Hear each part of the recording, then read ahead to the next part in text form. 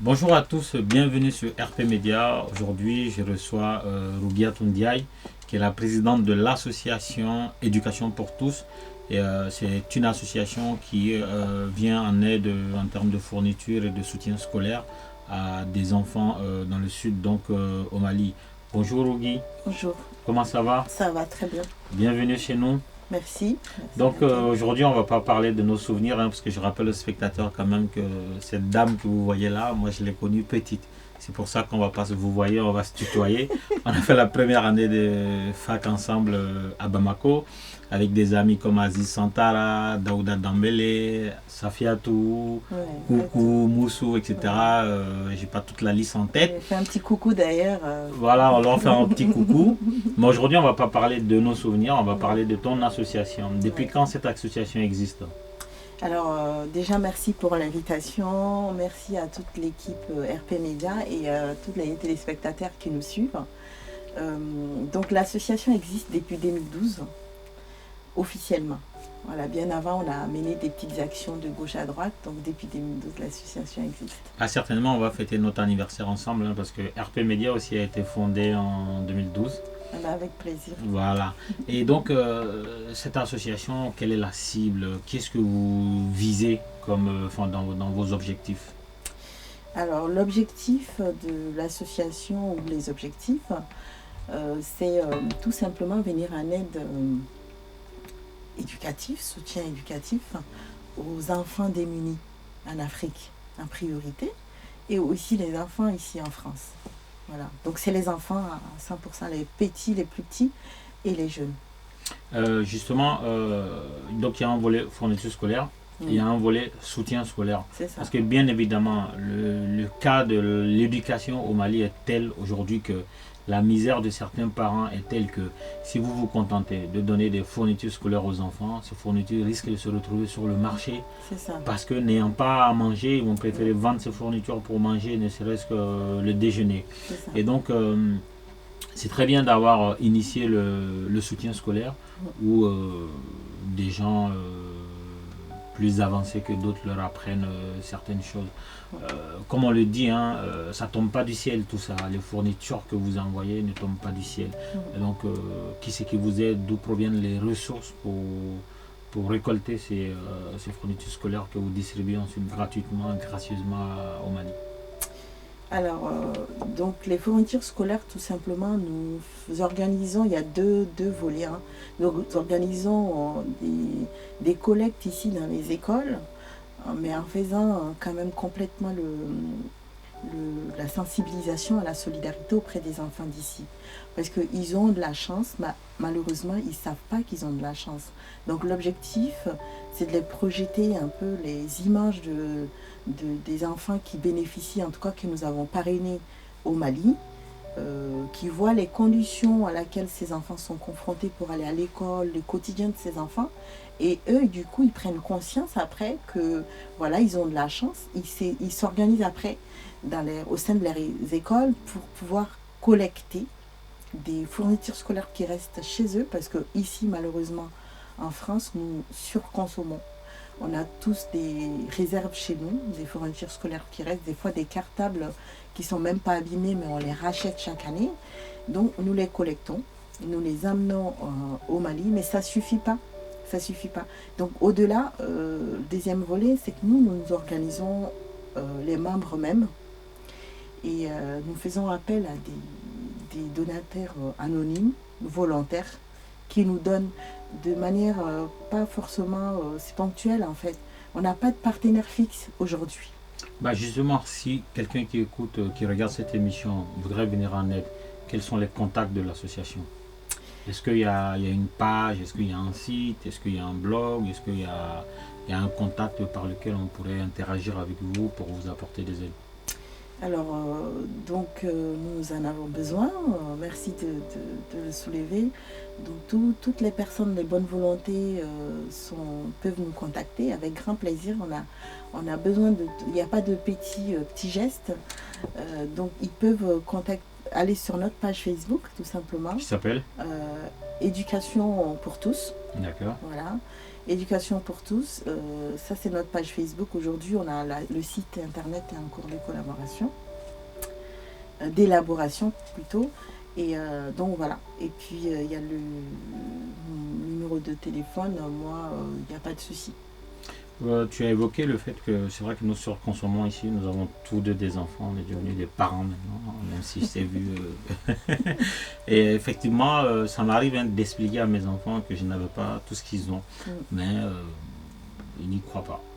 Voilà. Et donc, par la même occasion, en invitant que ce soit les gens de la communauté malienne, africaine, les Français, tous ceux qui ont des fournitures en plus sensibilisent leurs enfants pour venir en aide aux enfants parrainés par Éducation pour tous. Et là aujourd'hui j'ai envie de te demander avec qui tu marches dans cette association. C'est des amis. Alors je sais que comme je t'ai dit, il n'y a pas de partenaire officiel. Genre le gouvernement ou l'État malien ou des institutions, on n'a pas. En fait, les gens nous voient faire des actions. On a quand même 500 enfants qu'on a parrainés. C'est pas rien. Mais en réalité, officiellement, on marche avec qui j'ai envie de te dire, on n'a pas de partenaire officiel. Après, il y a les communes, les associations partenaires, c'est-à-dire partenaires dans le sens où ils ont des besoins, ils nous font appel. Et nous leur apportons des soutiens. Donc il y a beaucoup d'associations partenaires au Mali. Il y a quelqu'un qui m'a dit, je pense que c'est Boubacar Salif, dans une citation, qui disait que au nord du Mali, les armes empêchent les enfants d'aller à l'école. Oui. Au sud, à Bamako notamment, oui. c'est le manque de toilettes qui empêche les petites filles d'aller correctement à l'école. Il disait que vous vous imaginez, à l'école, il n'y a pas de toilettes. Et une fille, c'est différent d'un garçon. Un garçon, entre guillemets, peut faire pipi entre deux voitures derrière le mur, c'est ni vu ni connu. Une petite fille, elle a besoin d'un cadre un peu mieux que ça. Et donc, il y a des petites filles qui sont obligées, juste pour uriner, de rentrer chez elles à 30 minutes ou à 45 minutes de l'école. Et quand vous avez à faire ça 2-3 fois dans la journée, ça ne vous donne pas envie de revenir. Et il y en a qui se retrouvent déscolarisés comme ça. Au sein de l'association Éducation pour tous, à l'avenir, au-delà de distribuer des fournitures, le soutien scolaire, qu'est-ce que vous aimeriez rajouter encore? Parce qu'effectivement, au niveau de l'éducation au Mali, il y a des problèmes à tous les niveaux. Même il y a des problèmes au niveau des enseignants. Il y a des problèmes d'outils didactiques. Il y a des problèmes même de logistique, c'est-à-dire que les 4 murs entre lesquels les enfants vont s'asseoir pour étudier, des fois quand il pleut, on ne peut pas parce qu'il n'y a pas de fenêtre, il n'y a pas de porte. Et il y en a qui n'arrivent même pas à accéder à l'école quand il pleut. Et donc à l'avenir, à moyen et long terme, comment se projette l'association Éducation pour tous? Alors à moyen terme ou même à court terme, on est actuellement en train de parler avec peut-être un partenaire fiable. C'est pour justement construire une bibliothèque dans une école que moi j'avais visitée au mois de novembre, où on voit les effectifs de plus de 100 par classe en primaire. Donc c'est vraiment très compliqué. Donc là tu as parlé des sanitaires aussi. Voilà, c'est un problème. Malheureusement, beaucoup d'enfants, surtout les petites filles, peuvent abandonner à cause de ça. C'est l'un des facteurs d'abandon. Personne ne s'en rend compte. Ça a l'air anodin, mais c'est un vrai fléau. C'est ça, exactement. Et malheureusement, il y a des écoles qui sont construites, il n'y a pas de sanitaire adapté pour ces filles-là. Donc il y a aussi ces problèmes de sureffectif dans les classes, où on a l'intention, en tout cas à long terme, de construire aussi des classes pour désencombrer. Voilà. Et comment, à titre personnel, comment tu vois la grève qui ébranle aujourd'hui l'éducation nationale au Mali, où il n'y a carrément pas d'école et donc vos fournitures, vos soutiens scolaires, est-ce qu'à un moment donné, comment tu vois tout ça? Ça, c'est depuis 91. Je te rappelle, la situation de l'école malienne est très très triste. Donc c'est de plus en plus, malheureusement. Je vois pas.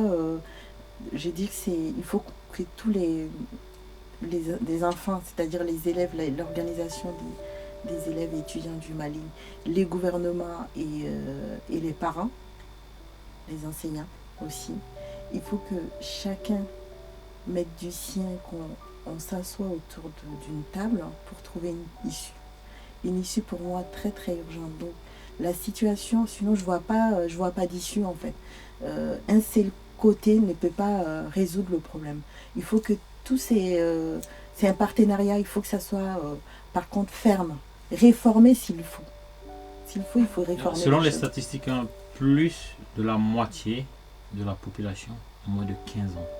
Dans un pays où il y a le pléthore dans les classes, c'est-à-dire qu'il y a des sureffectifs dans les classes, il y a la question sur le niveau des enseignants eux-mêmes, il y a la question sur les matières enseignées, et il y a la question de la sortie du système éducatif, qu'est-ce qu'on devient. Et tout ça, est-ce que ça ne fait pas peur? Est-ce que ça n'encourage pas au découragement finalement? Bah oui, complètement.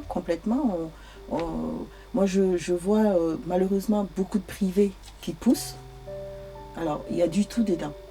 Il y a des écoles privées qui sont fiables, il y en a d'autres, les enfants, même des parents qui n'ont pas de quoi manger, parce que j'ai rencontré une maman, elle n'avait pas de quoi manger, mais elle a mis son enfant dans une école privée. Mais pour avoir quoi comme enseignement à l'intérieur? Pour avoir quoi à l'intérieur?